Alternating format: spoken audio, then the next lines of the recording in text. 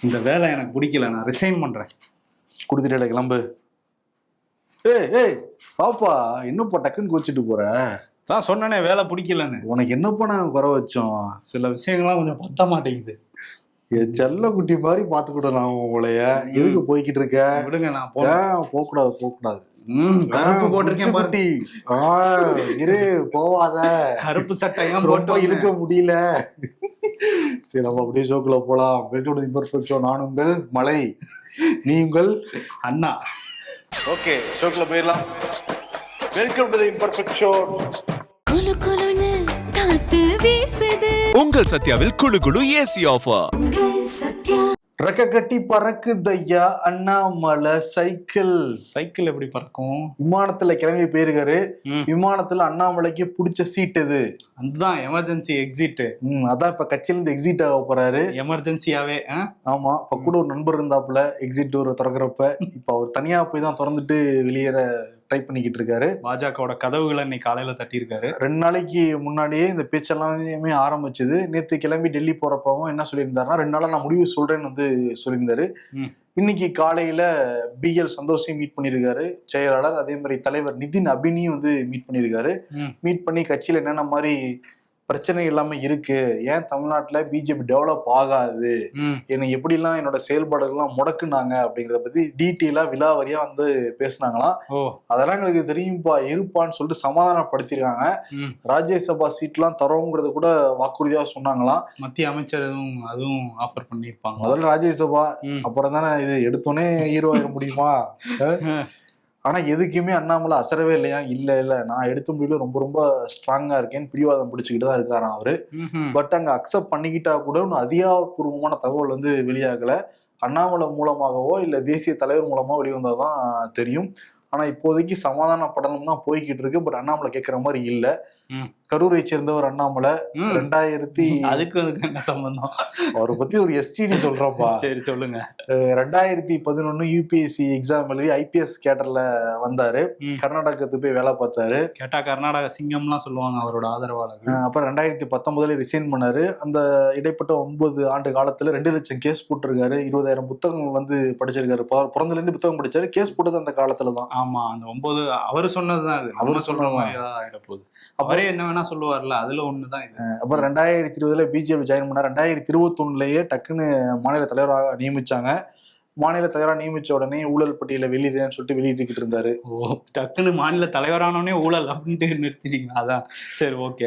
ஊழல் பட்டியல் வெளியிட்டாரு, Excel sheet போட்டாரு, வாட்ச் பில் கேட்டாரு. வாட்ச் பில் கேட்டப்ப என்ன பண்ணாரா, ஸ்டாம்ப் போட்டி வாட்ச் பில்லா நமக்கு வந்து காமிச்சாரு. நம்மளும் அதை வந்து நம்பணும். நம்புனீங்களா நீங்க?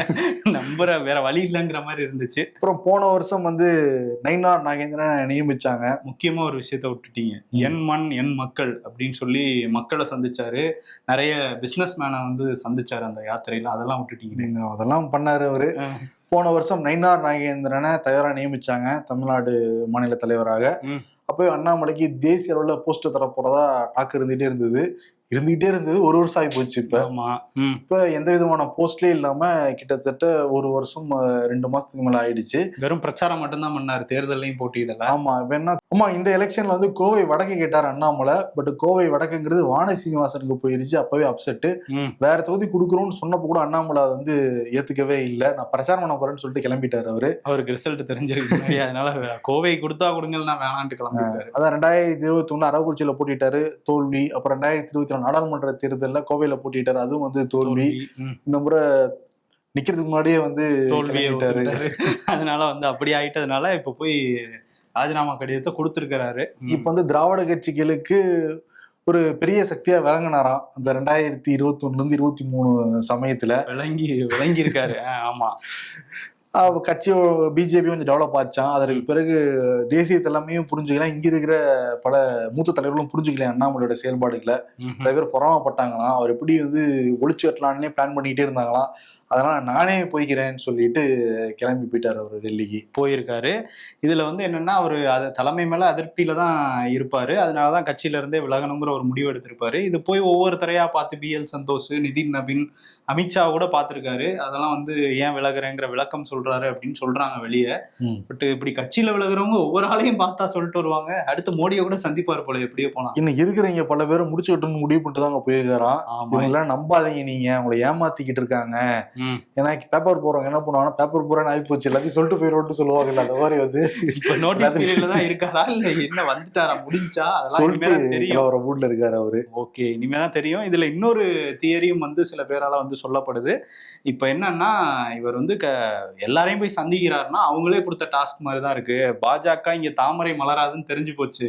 நீங்க தனியா ஒரு கட்சி ஆரம்பிச்சு இளைஞர்கள் மத்தியில ஒரு கிரேஸை கிரியேட் பண்ணி தனியா ஒரு வாக்கு வங்கியை உருவாக்குங்க, அதுக்கப்புறம் நாங்க ஜாயிண்ட் அடிச்சுக்கிறோங்கிற மாதிரி ஒரு திட்டம் போய்கிட்டு இருக்குங்கிற மாதிரி கூட சிலர் வந்து இங்க தகவல்லாம் சொல்றாங்க. நிச்சயம் இருக்கலாம், அதெல்லாம் மறுக்க முடியாதுல்ல. ஏன்னா ஏடிஎம்கே டிஎம்கேவே கூட்டணி பேசுறாங்கிறப்ப இதெல்லாம் நம்பாமையா இருக்க முடியும். என்ன வேணா நடக்குங்கிற மாதிரிதான் இருக்குது. இப்ப என்ன பிளான்னா வி த லீடர்ஸ்ன்னு சொல்லிட்டு லாப நோக்கற்ற அமைப்பு வந்து நடத்திக்கிட்டு இருக்காரு. அதை நான் வந்து விரிவுபடுத்த போறேன், நிறைய ஈவெண்டா வந்து நடத்த போறேன், நிறைய பேர் லீடர்ஸா மாத்த போறேன், எனக்கு அதுக்குதான் டைம் வேணும்னு கேக்குறேன். அவரே லீடரா இருக்க முடியாம இருக்கிற நேரத்துல மத்தவங்களை லீடர் ஆக்கணும்னு நினைக்கிறாரு பாருங்க. அந்த உள்ளம் தான் அண்ணாமலையா? ஆமா. ஓகே, மொத்தத்தில் அண்ணாமலை சலசலப்புங்கிறது தமிழ்நாட்டு இருந்துட்டே இருந்தது, இனிமேல் இருக்கதான் போகுது. அது பிஜேபி ரூட்ல இருக்க போதா இல்ல வேற வழியில வரப்போதா அப்படிங்கிறது போற நாட்கள் நமக்கு வந்து முடிவு பண்ணும். வைகோவும் துரை வைகோவும் ரொம்ப கூறாகப்பா. ஆமா, ரொம்ப மன வருத்தத்திலயும் இருக்காங்க. உதயசூரியன்ல நின்னுட்டமேன்னு புலம்பிட்டு இருக்காங்க. அது ஒரு பக்கம். இன்னொரு பக்கம் டிவிக்கு பத்தி யாராவது தப்பா சொன்னாங்க, விமர்சிச்சாங்கன்னு வச்சுக்கோங்க, எங்க அண்ணன் யாரா தப்பா பேசுறது வைகோ வர்றாப்புல முன்னாடி. வைகோக்கு அண்ணனா துரை வைகோவா சொல்லலாம், எங்க அண்ணனுக்கு நான் தான் செய்வேன்ட்டு வைகோ அந்த அளவுக்கு இறங்கி வந்து பேசிக்கிட்டு இருக்கிறாரு. அதான் துரை வைகோ கூட ஓகே, வைகோவே இறங்கி இருக்காரு அவரு. ஓகே, அப்பா மகன் கரெக்டா வந்திருக்காங்க. வைகோ இன்னைக்கு நிறைய ஸ்டேட்மெண்ட் வந்து கொடுத்திருக்காரு. நேற்று துரை வைகோ என்ன சொல்லியிருந்தாருன்னா, நாங்க உதயசூரியன்ல போட்டி போட்டது துரதிருஷ்டவசமானதுன்னு சொல்லியிருந்தாரு. இப்ப அதுக்கு வந்து விளக்க உரை எழுதியிருக்காரு வைகோ. என்ன சொல்றாரு அப்படின்னா, உதயசூரியன் தான் நிக்கணும்னு சொல்லிட்டு எங்களுக்கு வந்து நிர்பந்தம் வந்து படுத்துனாங்க. மற்ற கட்சிக்கெல்லாம் 5 சீட்டு கொடுத்தப்ப எங்க கட்சிக்கு ஒரு 4 சீட்டு தான் வந்து கொடுத்தாங்க. உடல் பொருள் ஆவி எல்லாத்தையும் நாங்க வந்து உழைச்சு வந்து ஜெயிக்க வச்சோம். உடல் பூர்வாவில அப்படி அடக வைக்க முடியும், உழைக்கதான் முடியும். உண்மையெல்லாம் சொல்லாத. அப்புறம் நான் பிரச்சாரத்துக்கு போன 34 தொகுதிகள்ல 24 தொகுதிகள் திமுக வெற்றி பெற்றிருக்கு. அதுதான் எப்படின்னு எனக்கு தெரியலன்னு திமுகவே நினைச்சுக்கிட்டு நம்ம கூட சொல்ல மாதிரி தெரியல. வைக்க பிரச்சாரத்துக்கு நடைபயணம்னாரு, அதுவும் ஸ்டாலினை வச்சு போதையை ஒழிக்கிறேன்னு ஏதோ சொல்லிக்கிட்டு இருந்தாரு, பேசிக்கிட்டு இருந்தாரு. திருச்சியிலிருந்து போனாரு. இப்ப கடைசியில வந்து திமுக ஒழிக்கிற இதை கையில எடுத்திருக்காங்க. இதுதான் 94 எடுத்தாரு. இப்ப அப்போ ஒரு ஹோல்டு கிடைக்கல, 2021 போய் ஜாயின் பண்ணாங்க. இப்போ சில மாதம் கூட ஹோல்டு இல்ல. இப்ப வந்து திமுக தான் ஜெயிக்க நினைச்சுக்கிட்டு இருந்தாங்க. இப்ப டிவிக்கு ஜெயிச்சவனே நமக்கு ஒரு ஹோல்டிங் இருக்குப்பா, நம்ம போயிருவோம்ப்பா, நம்ம வீட்டுக்கே வந்திருக்காரு, நம்ம வீட்லயே 3 ஓட்டு இருந்திருக்கு, நம்ம சப்போர்ட் பண்ணாம என்னன்றதுனால இறங்கி இருக்காங்க. இதுல ஹைலைட் என்னன்னா, எங்களுக்கு கொடுத்ததே 4 சீட், அதுல ஒரு தொகுதி தனிச்சின்னத்துல நிக்கலாம்லாம் சொன்னாங்க. கடைசியில அதுலயும் வந்து உதயசூரியன் தான் நிக்கணும்னு தான் சொன்னாங்க. அதான் எங்களுக்கு மன வேதனையா போச்சு. இல்லைன்னா ஒரு இடத்துல தனிச்சின்னத்துல ஜெயிச்சிருந்தாலும் இன்னைக்கு அமைச்சர் ஆயிருப்போனாங்க அப்படின்னு யோசிச்சுக்கிட்டு இருப்பாங்க. அதுக்குதான் மிஸ் ஆயிடுச்சு. ஆமா, அதுல வந்து இன்னொன்னு என்ன, துரை வைகோ வந்து நீங்க சொன்ன மாதிரி தாவேக்காக்கு ஆதரவு கொடுக்க முடியலன்னு புலம்பி இருந்தாரு. இதுல ஒரு ஜனநாயக கட்சி இல்ல மதிமுக, அவர் சொன்னதுதான், இதுவும் நான் சொல்லல. ஜனநாயக கட்சிங்கிறதுனால 27ஆம் தேதி பொதுக்குழுவை கூட்டி எல்லாருக்கிட்டையும் கேட்டுட்டு தாவேக்காக்கு ஆதரவுங்கிற முடிவு இல்ல தாவேக்காக்கு ஆதரவா இல்ல திமுக கூட்டணியில தொடர்றோமாங்கிறத அவர் வந்து சொல்ல போறாரு. இவ்வளவு தூரம் பேசிட்டு இவ்வளவு தூரம் திட்டிட்டு துரதிருஷ்டவசமானது நிர்பந்திச்சாங்க அப்படிலாம் சொல்லிட்டு திரும்ப திமுக கூட்டணின்னு போவாங்களா? இப்பயே சொல்லிட்டாங்க, பொதுக்குழு செயற்குழு மெம்பர்ஸ் எல்லாம் இன்ஃபர்மேஷன் எல்லாம் பாஸ் பண்ணிட்டாங்க. துரதிருஷ்டவசமானது இதெல்லாம் தாண்டி யாராவது ஒருத்தர் சொன்னாங்கன்னு வச்சுக்கோங்க, என்ன ஆகும்? கட்சியில இருந்து நீக்கிடுவாங்க, அவங்க திமுக சேர்ந்துருவாங்க, அவ்வளவுதான். அவங்க வந்து அழுவாங்க. இப்ப கூட பார்த்தோம், பல பேர் அழுதுட்டு போனாங்க அந்த கட்சியில இருந்து. காஞ்சிபுரத்தை சேர்ந்த இவர் போனாரு, டிவிகேன்னு ஒரு கட்சி ஆரம்பிச்சாரு, மல்லை சத்யா. அந்த கதை தான் ஏற்படும். அதனால ஆமா தலைவா, நீங்க சொன்னதான் தலைவா கரெக்ட்னு சொல்லிட்டு கிளம்ப போறாங்க. இதுக்கிடையில வந்து திமுக ஒரு தனித்து விடப்பட்டதா அப்படிங்கிற மாதிரி ஒரு கேள்வி வந்திருக்கு. விசிக அமைச்சரவையில வந்துட்டாங்க. இடதுசாரிகளும் வந்து அவங்க வந்து இருக்காங்க ஆனா இல்ல அப்படிங்கிற மாதிரிதான் ஒரு இது இருக்கு. அது மக்கள் பிரச்சனைல தொடரும்னு சொல்றாங்க. கூட்டணி தொடருமாங்கிற கேள்விக்கு மக்கள் பிரச்சனைகள் போராட்டங்கள்ல திமுகவோட பயணிப்போம்னு தான் சொல்லியிருக்காங்க. IUML அவரு கிட்டத்தட்ட தீய சக்திகளை தூய சக்தியா மாத்திட்டாரு விஜய் அப்படின்லாம் பேசும்போதே அவங்களும் வந்து இந்த முடிவு தான் எடுக்க போறாங்கிற மாதிரி இருக்கு. இப்ப நம்ம என்ன முடிவு எடுக்கலாம், திமுகவுல டிஸ்கஷன்லாம் போயிட்டு இருக்கான். தனிச்சு நிக்க வேண்டியதா, என்ன முடிவு எடுக்க போறாங்க? 26 வண்டியை கட்சியில ஏத்தியே இப்படி ஆயிடுச்சு, வண்டியில ஏத்தியேங்கிற மாதிரி யோசிச்சுக்கிட்டு இருக்கிறாங்க. பிஜேபி ரூட் எடுக்கலாங்கிற டிஸ்கஷன்ஸ் கூட போயிட்டு இருக்கதா சொல்றாங்க. எதுக்கு திமுக கவலைப்படணும்னு தெரியல. ஒரு தேசிய கட்சியே கூட இருக்காங்கல்ல. யாரு? தேசிய முற்போக்கு திராவிட கழகம். பேர்லயே அவங்க டெல்லியில எல்லாம் போய் போட்டி போட்டாங்கப்பா சட்டமன்ற எலெக்ஷன். அப்ப விஜயகாந்த் இருந்தப்ப பண்ணாங்க. இப்ப வந்து இங்கே 10 சீட்டு வாங்கிட்டு இருக்கிறாங்க. ஆனா அவங்களுமே 2029 நாடாளுமன்ற தேர்தலுக்கு முன்னாடி என்ன பண்ணுவாங்கங்கிறது அவங்களுக்கு இப்பவே கொஞ்சம் படம் போட்டு தெரிஞ்சிருக்கும். ஸோ அதனால கூர்களை போய் இதை பத்தி பேசலாம்னு மாப்பிள்ளை சபரீசன், உதயநிதி எல்லாம் கூட்டிட்டு ஒரு குடும்ப சுற்றுலா மாதிரி போயிருக்காங்க. பட் ஒரு அரசியல் பேசப்படும் அப்படின்னு தான் சொல்றாங்க. அங்க 4 பேர் சேர்ந்தாலே அரசியல் தான் பேசுவாங்க. இதுலயும் அந்த குடும்பத்துல இருந்த 3 முக்கியமான ஆட்கள் சேர்ந்தா பேசாம இருப்பாங்களா? ஸோ டெல்லியிலையும் பிஜேபியோட அந்த பழைய கூட்டணியெல்லாம் தூசி தட்டி எடுக்கலாமா அப்படிங்கிற பேச்செல்லாம் இருக்கான். ஏன்னா காங்கிரஸ் வந்து நம்ம முதுகுல குத்திட்டாங்க, அதுக்கு வந்து சப்போர்ட் பண்ணாரு பிரதமர் மோடி, கரெக்டா தான் சொன்னாரு அவர் சொன்னதெல்லாம். ஏன் நம்ம பிஜேபியோட கூட்டணி வைக்க கூடாதுங்கிற டிஸ்கஷன்ஸ் கூட போயிட்டு இருக்கான். டிஎம்கே அதிமுக கூட்டணி வைக்கிறதுக்கு ட்ரை பண்ணாங்க, பிஜேபி கூட்டணி வைக்க மாட்டாங்க என்னன்னு நிச்சயம். இப்போதான் வரப்போகுது ஒரே நாடு ஒரே தேர்தல், தூசி தட்ட போறாங்களா அவங்க பிஜேபி. ஆமா, ஆதரவு தேவைப்படுது வேற, அந்த மசோதாவெல்லாம் பாஸ் பண்ண. ஆமா, இவங்க 40 பேர் வச்சிருக்காங்க. 40 பேர்ல தான் அந்த காங்கிரஸை கழிச்சுட்டா வராது. சரி 30 பேர் வச்சுக்கோ. இவர் துரை வைக்கும் கண்டிப்பா. சரி 29 பேர் வச்சுக்கோ. சரி, அதுலயும் எத்தனை போகுதுன்னு தெரியல, அந்த மாதிரிதான் இருக்குது. ஓகே, அந்த மீதி ஆட்களை வச்சு நம்ம சப்போர்ட்டை தேர்த்தலாமாங்கிறதுல பிஜேபியும் குறியாதான் இருக்காங்க டிஎம்கே வளைக்கிறதுல. ஏன்னா அவங்களுக்கு வந்து இங்க காங்கிரஸை கூட நாங்க ஆதரிப்போம், இல்லாத காங்கிரஸை வளர்த்து விடுற தாவேக்காவை நாங்க ஏன் வந்து வளர்த்து விடணும் அப்படிங்கிற எண்ணம் பிஜேபிக்குள்ளேயும் இருக்கும்.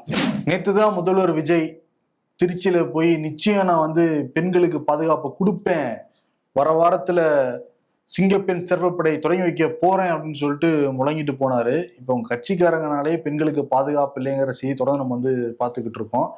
இப்ப நேத்து பாக்குறப்ப தூத்துக்குடி மாவட்டம் ஆறுமுகமங்கலம்ங்கிற பகுதியில ஒரு இளம் பெண் வேலையை கேட்டு வந்து அலைஞ்சிருக்காங்க. அப்ப அந்த சமயத்துல பாலமுருகன்கிற நபர், இவர் வந்து டிவிகேல தூத்துக்குடி மேற்கு மாவட்ட இளைஞரணி அமைப்புல வந்து இருந்திருக்காரு. அதே மாதிரி ராமநாதபுரம் மாவட்டத்தை சேர்ந்தவர் ஜெயபால், இவரும் டிவிக்கு வந்து நிர்வாகி. 2 பேரும் அந்த இளம் பெண்ணுக்கு வந்து வேலை வாங்கி தரோன்னு சொல்லிட்டு ஏறுவாடி பக்கத்துல கூட்டிட்டு போய் ஒரு விடுதியில தங்க வச்சு அந்த பெண்ணுக்கு வந்து போதை மாத்திரைலாம் கலந்து கூல்ட்ரிங்க்ஸ் வந்து கொடுத்து அந்த பெண்ணு மயங்கி விழுந்த உடனே கூட்டு பாலியல் வன்கொடுமை வந்து பண்ணியிருக்காங்க. பண்ணிட்டு 2 பேரும் எஸ்கேப் ஆயிட்டாங்க. அந்த பெண்ணு வந்து மயக்கமாயி அதுக்கு பிறகு தெளிஞ்சது பண்ணி தான் தெரியுது நம்ம வந்து பாலியல் வன்கொடுமை செய்யப்பட்டோம் அப்படின்னு. உடனே பக்கத்தில் இருக்கிற காவல்துறையில போய் புகார் கொடுக்க 2 பேரையும் வலைவகி தேடி வந்து பிடிச்சிருக்காங்க. இப்ப டிவிகே நிர்வாகிகள் நம்ம அங்க ஒண்ணு இவனுமா பாத்துக்கிட்டு இருக்கோம். இது வந்து ஒரு பெரிய நியூஸா வந்து போய்கிட்டு இருக்கு. தூத்துக்குடி எம்பி கனிமொழி என்ன சொல்றாங்கன்னா, நீங்க திமுக மேல வீண் பழிய போறதை நிப்பாட்டிட்டு சட்ட ஒழுங்கை வந்து சீர்படுத்துங்க, பெண்களுக்கு முதல்ல பாதுகாப்பு கொடுங்க அப்படின்னு வந்து சொல்றாங்க. எடப்பாடி பழனிசாமி முன்னாள் முதல்வராக இருந்தவர் ஒரு பெரிய அறிக்கை நேற்று வந்து மற்றும் பலர் வந்து சொல்லிட்டு போனாங்க. இதுல அதிமுக என்ன சொல்றாங்கன்னா, பாத்தீங்களா, அதிமுகவை சேர்ந்தவங்க ரெட்டலையில நாங்க ஓட்டு போட வச்சோம், உங்களுக்கு இந்த தொகுதியில் நீங்க தான் ஜெயிக்கணும்னு சொல்லிட்டு. ஆனா அங்க போய் டிவிக்கு ஆதரவு நீங்க வந்து கொடுத்தீங்க, ஆனா மற்றும் பலர்னு சொல்லிட்டு வந்து கிண்டல் பண்ணிட்டு போறாரு. இப்ப நாங்க ஓட்டு போட்டதுக்கு என்ன வந்து மரியாதைன்னு சொல்லிட்டு தொகுதி மக்களே கேக்குறாங்களாம் அதிமுகங்களை பார்த்து. சரி, எடப்பாடி பழனிசாமி ஒரு பெரிய அறிக்கை கொடுத்திருக்காரு. என்ன சொல்றாருன்னா, தண்டையார்பேட்டையில கஞ்சா விற்கிறாங்கன்னு சொல்லிட்டு தட்டி கேட்க போனா இளைஞர் விஷ்ணுங்கிறவரை வந்து அம்மிக்கல்ல பீர் பாட்டில சுத்தியில் வந்து அடிச்சே வந்து கொண்டிருக்காங்க. போதைப் பொருள் வந்து தடுக்கணும் வந்து நினைச்சாங்க அப்படின்னா கொலைதான் வந்து பதிலா இருக்குமா இந்த ஆட்சியிலங்கிறத வந்து கேட்டிருக்காரு. அதே மாதிரி வீண் பழி போறத விஜய் வந்து முதல்ல வந்து நிப்பாட்டணும். அதிகாரி நியமிச்சா மட்டும் போதுமா, எல்லா ஆட்சியும் அதே அதிகாரிகள் தான் இருக்காங்க, மாற்றம்ங்கிறது ஆட்சியாளர்கிட்ட வந்து இருக்கணும். இதெல்லாம் தமிழ்நாட்டு அரசுக்கு ஒரு வெக்கக்கேடு. போதைப் பொருள் தடுக்க முடியாதுங்கிறத நேற்று நீங்க வந்து ஒத்துக்கிட்ட மாதிரி தான் இருக்கு, ஒப்புதல் வாக்கு மூலமே வந்து கொடுத்துருக்கீங்க. அதே மாதிரி உதவியாளர் வீட்டு விழாவுக்கு நீங்க போறதுல மும்முரம் வந்து காட்டுனீங்க. அப்ப சிறப்பு படை அந்த சமயத்துல தொடங்குற மாதிரி இருந்துச்சு, தள்ளி போட்டாங்களா? அப்ப பெண்கள் பாதுகாப்பு விஷயத்துல நீங்க காம்ப்ரமைஸ் வந்து பண்ணிக்கிட்டீங்களா? ஆட்சி நடத்துவது எப்படிங்கிறது ஒரு 6 மாசம் கோர்ஸ் முடிக்கிறதுக்குள்ளார மற்ற மக்கள் எல்லாமே மாண்டு வந்து இங்க சாகணுமா? உங்க கட்சிக்காரங்களே உங்களால கட்டுப்படுத்த முடியல, உங்க கட்சிக்காரங்க மட்டுமே எவ்வளவு பிரச்சனை நடந்துகிட்டு இருக்குன்னு உங்களுக்கு வந்து தெரியுமா? முதல்ல கட்சிக்காரனை கட்டுப்படுத்த முடியாது, எப்படி காவல்துறை வந்து கட்டுப்படுத்துவாரு? பொய்க்கால் குதிரை வந்து அரசு, முதல்ல பஞ்சலீலாக பேசுறத நிப்பாட்டுங்க விஜய் அப்படின்னு சொல்லிட்டு பொங்கியிருக்காரு முன்னாள் முதல்வர் எடப்பாடி பழனிசாமி. ஆமா, ஏன்னா வந்து இது போன திமுக ஆட்சி, அவங்க ஆட்சிக்கு வந்தோடனே இதே மாதிரி அதிமுக மேல கொஞ்ச காலம் பழி போட்டுட்டு இருந்தாங்க.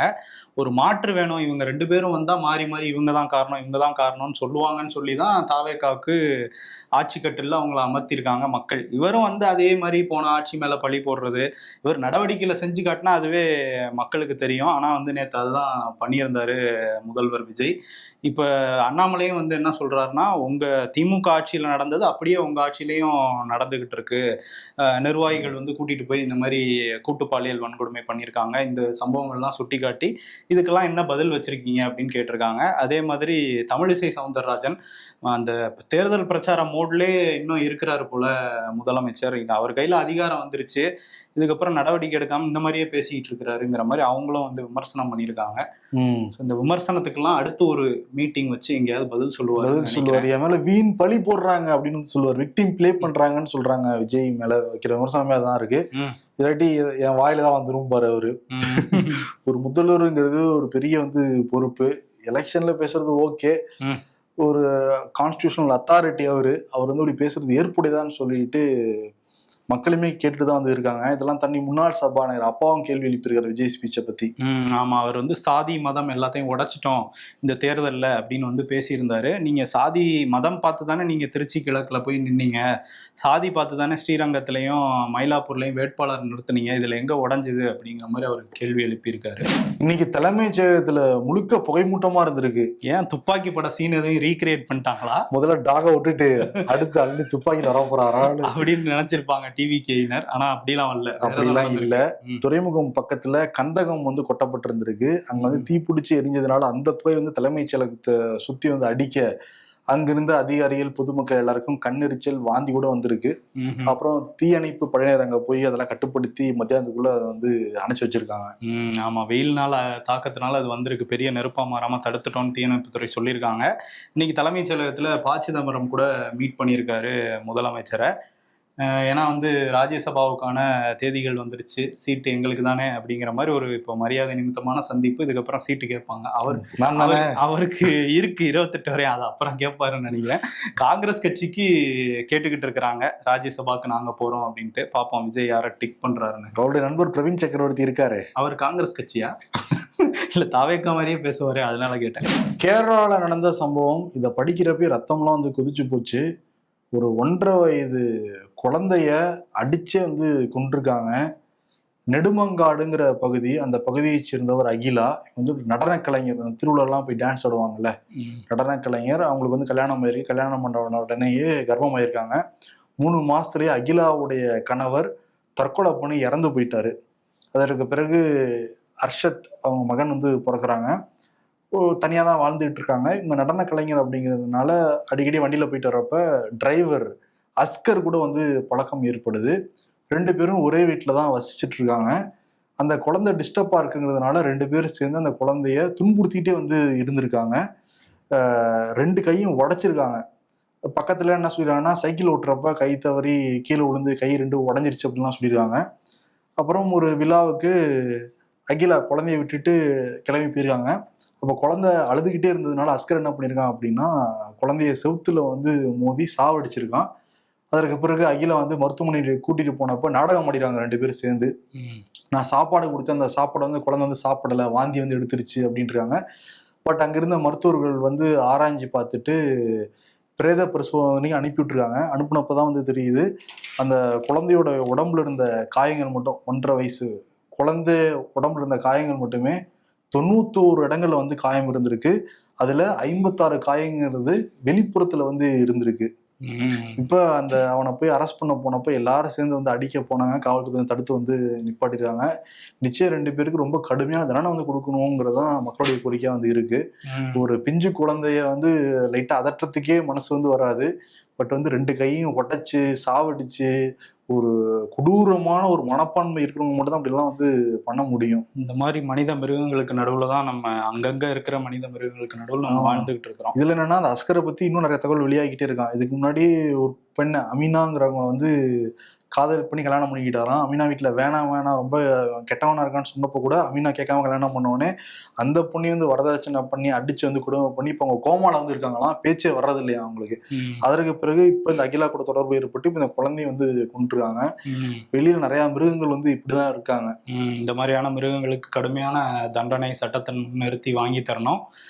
அப்படியே மேற்கு வங்கம் போனோம்னா அங்கே மம்தா அவங்க வந்து அவங்க கட்சியை உடைக்க சதி வேலை நடக்குது, பிஜேபியை உடைச்சிக்கிட்டு இருக்காங்க அப்படின்னு சொல்கிறாங்க.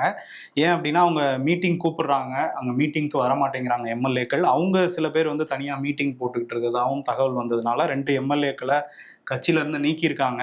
இப்போ சுக்குநூறா கட்சி உடைய போகுதுங்கிற மாதிரி தான் தகவல் வருது. ஸோ எப்படி மீண்டெழ போகிறாங்க திரும்ப திரிணாமுல் காங்கிரஸுங்கிறது தெரியல. அங்கே அப்படி தான் இருந்திருக்கு இதுவரையும் பேட்டர்ன். ஆட்சியிலேருந்து போயிட்டாங்கன்னா இடதுசாரிகள் இப்போ வரையும் வர முடியல. அதே நிலைமை தான் திரிணாமுல் காங்கிரஸுக்கும் வருங்கிற மாதிரி இப்போவே பிஜேபியில் இருக்கிறவங்க பேச ஆரம்பிச்சிருக்கிறாங்க. அப்படியே வந்து உச்சநீதிமன்றம் அங்கே போனோம்னா இன்னைக்கு 5 புதிய நீதிபதிகள் பதவியேற்றிருக்கிறாங்க. குறிப்பாக சொல்லணும்னா தமிழ்நாட்டிலேருந்து உச்சநீதிமன்றத்துக்கு போகிற 2வது பெண் நீதிபதியாக மோகனாவும் வந்து பதவியேற்றிருக்கிறாங்க. தலைமை நீதிபதி வந்து பதவியேற்பு விழா நடத்தியிருக்காரு. தலைமை நீதிபதி ஏற்கனவே இந்த கருப்பாம்பூச்சி பற்றி பேசி கருப்பாம்பூச்சி ஜனதா பார்ட்டிங்கிறது பெரிய ஒரு விஷயமா மாறுச்சு. அந்த சிஜேபி அப்படிங்கிற அந்த பேஜ் ஆரம்பித்த அபிஜித் திப்கே அவர் வந்து படிச்சுட்டு இருக்கிறாரு, பாஸ்டனில் இருக்கிறாருன்னு அப்போவே சொல்லியிருந்தோம். இப்போ இந்தியாவுக்கு நான் திரும்ப வரேன், ஜூன் 6ஆம் தேதி டெல்லிக்கு வரேன், வந்து தர்மேந்திர பிரதான் பதவி விலகணும், நீட் பேப்பர் லீக் ஒட்டி தர்மேந்திர பிரதான் பதவி விலகணுங்கிறதுக்காக போராட்டம் நடத்த போறேன்னு ஒரு வீடியோ போட்டிருக்காரு. நான் வரும்போதே நீங்களாம் ஏர்போர்ட்டுக்கு வாங்க, நம்ம நேராக போய் போலீஸ் ஸ்டேஷனில் பர்மிஷன் வாங்குவோம் ப்ரொட்டஸ்ட்டுக்குன்னெலாம் அந்த வீடியோவில் வந்து சொல்லியிருக்காரு. ஆனால் நான் இறங்கும்போதே என்னை அரெஸ்ட் பண்ணவும் வாய்ப்பு இருக்கு அப்படிங்கிறதையும் சொல்லியிருக்காரு. இன்னொரு பக்கம் உடனே பிஜேபி என்ன பண்ணுவாங்க, அந்த பக்கத்தை முடக்குவாங்களே, அவங்களுக்கு தெரிஞ்சது தானே. ஆமா, முடக்கினாலும் அந்த வீடியோ பயங்கர வைரல் ஆயிட்டதுனால இப்ப என்ன பண்ண போறாங்கன்னு தெரியல. அவர் வரப்போறாரு, வந்தவொன்னுதான் கரப்பாம்பூச்சிகளோட எண்ணிக்கை வந்து வெளியே தெரிய வரும். அப்பதான் பிஜேபிக்கு என்னன்னு தெரிய வரும். இன்னொரு பக்கம் சிபிஎஸ்சி அது வந்து பேப்பரை வந்து ஒழுங்கா திருத்தலை. இந்த முறை வந்து கம்ப்யூட்டர் வச்சு திருத்தினாங்க, ஆனால் நிறைய குளறுபடிகள் நடந்திருந்தது. இதில் வந்து பேப்பர் ஃபோட்டோ காப்பி வாங்குறதுக்கு ஒரு அமௌண்ட்டு, ரீவேல்யூஷனுக்கு ஒரு அமௌண்ட்டு, இப்படி வந்து நிறைய அமௌண்ட்டு எடுத்துக்கிட்டு இருக்கிறதுனால ராகுல் காந்தி என்ன சொல்றாருன்னா சிபிஎஸ்சி பிக் பாக்கெட் அடிக்குது மாணவர்கள்ட்ட இருந்து, வேணும்னே குளறுபடி பண்ணி கூட இப்படி பண்ணியிருப்பாங்களோங்கிற மாதிரி அவர் பேசுறத பார்க்கும்போது நமக்கு தோணுது. அவர் அந்த மாதிரி தான் சொல்றாரு, பிக் பாக்கெட் அடிக்கிறாங்க சிபிஎஸ்சி, மத்திய அரசு மாணவர்கிட்ட காசு பறிக்குது அப்படின்னு வந்து சொல்றாரு. அந்த பாதிக்கப்பட்ட மாணவர்கள் பாகிஸ்தானின்லாம் சொன்னாங்கல்ல சில பேரை, அந்த மாணவர்களோடலாம் கலந்துரையாடலும் நடத்தியிருக்காரு. அமெரிக்கா ஈரான் வார் எப்பதான் முடியுங்கிறது தெரியல. ஒரே ஒருத்தர் அமைதியா இருந்தாருன்னா முடிஞ்சிடும், பட் அமைதியா இருக்க மாட்டாரு, இருக்க விட மாட்டாப்புல. அவர் யாரா நெதன்யாகு, இஸ்ரேலுடைய பிரதமர் தான். இப்ப ஈரான் என்ன சொல்லியிருக்கு அப்படின்னா, வடக்கு இஸ்ரேலை சேர்ந்த மக்கள் உங்களோட வீடுகள் விட்டு உடனே வந்து வெளியேறுங்கன்னு சொல்லியிருக்காங்க. காரணம், லெபனான் மேல தாக்குதல் தொடர்ந்து இஸ்ரேல் நடந்துச்சு அப்படின்னா நாங்க திரும்பி பதில் தாக்குதல் நடத்துவோம் அப்படின்னு சொல்லியிருக்கு ஈரான். இப்போதைக்கு இந்த பிரச்சனை உயர மாதிரி தெரியல. ஆமா, லெபனான்ல ஹிஸ்புல்லா மேல நாங்க தாக்குதல் நடத்துறோம்னு இஸ்ரேல் சொல்லிட்டு இருந்தாங்க. இதை ஒட்டி ஃபோன் கால் பண்ணியிருக்காரு அமெரிக்க அதிபர் ட்ரம்ப். யாரு, நெதன்யாகு கிட்ட நான் பேசிட்டேன், அவர்கிட்ட நிறுத்திக்கிங்க லெபனான் மேலான தாக்குதல்னு சொல்லியிருக்கேன். அவரும் சரின்னு இருக்காரு. ஹிஸ்புல்லா தலைவர்கள்ட்டையும் பேசினேன், அவங்களும் நிறுத்திக்கிறேன்னு சொல்லியிருக்காங்கிற மாதிரி அவர் சொல்றாரு. இப்போ நெதன்யாகு வந்து என்ன சொல்றாருன்னா, ட்ரம்ப் கிட்ட நான் தெளிவாக சொல்லிட்டேன், அவங்க எங்களை தாக்குனாங்கன்னா நாங்கள் திரும்ப தாக்குவோம் அப்படின்னு சொல்லியிருக்கேங்கிற மாதிரி அவர் சொல்றாரு. அமெரிக்க ஊடகங்கள்லாம் வந்து ஃபோனில் ட்ரம்ப் ரொம்ப கோபமா, என்ன பைத்தியமா நீங்கிற மாதிரிலாம் நெதன்யாகுகிட்ட பேசி, நான் இல்லைன்னா நீ நேரம் ஜெயிலில் இருந்திருப்ப அப்படிங்கிற மாதிரிலாம், நீங்கள் வந்து ஜெயிலுக்கு போயிருப்பீங்க, ஒரு குற்றவாளி தானே நீங்கள், சர்வதேச போர் குற்றவாளி, உங்களை அரெஸ்ட் பண்ணியிருப்பாங்க, இப்படி பண்றீங்களேங்கிற மாதிரிலாம் கேட்டதா சொல்றாங்களாம். பைத்தியங்கிறத தாண்டி ஒரு கெட்ட வார்த்தையில திட்டம் தான் தகவல் இருக்கு. நீங்க உங்களால உலகமே இஸ்ரேல வெறுக்குது உங்க முடிவுகளால அப்படிங்கிற மாதிரிலாம் பேசியிருக்கதா சொல்றாங்க. ஒரு முடிவுக்கு வந்தாதான் இங்க வந்து எல்லாமே சரியாகும். பெட்ரோல் தட்டுப்பாடு, கேஸ் சிலிண்டர் தட்டுப்பாடு, வணிக சிலிண்டர் விலை ஏத்திட்டாங்க. இந்த மாசம் ஆரம்பிச்சுன்னு ஏத்துவாங்கல்ல. இப்போ ஏற்கனவே கேஸ் தட்டுப்பாடுனால ஹோட்டல் எல்லாம் போறோம், கண்ணாபுரான விலை ஏற்ற மாதிரி இருக்கு. இப்போ வணிக சிலிண்டர் ஏறிச்சுன்னா இன்னும் வந்து ஏத்துவாங்க. நடுத்தர வர்க்கம், ஏழை வர்க்கம் தான் ரொம்ப பாவம். ஆமா, எதுக்கு திருச்சி போன? நன்றி சொல்ல. அதான் சொன்னியா? நடந்துட்டனே. சட்டம் ஒழுங்கு சீர்கேட்டு பழிய மட்டும் நீங்க எடுத்துக்கிட்டீங்கன்னா ஆட்சியை நான் நடத்திக்குவேன்.